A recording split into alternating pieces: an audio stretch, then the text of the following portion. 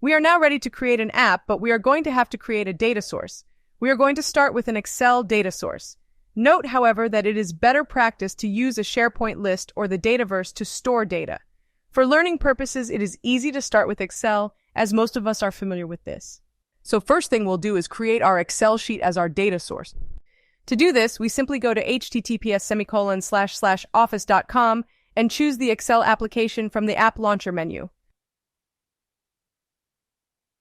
We can go ahead and create our Excel workbook by clicking on Blank Workbook. Our data source is going to collect data about students, so we will collect a student's first name, last name, email address, and class. So, let's set that up. Okay, so we have our 4 columns, also referred to as fields, set up, but you can easily add your own or alter them as you see fit. For example, you may want to add a column for student number, date of birth, or even student mentor. So with our columns set up, let's add some data into our rows. Then finally, to prepare our data properly for PowerApps to access, we need to set it up as a table. We do this by selecting all our cells, click on Insert, and select Table.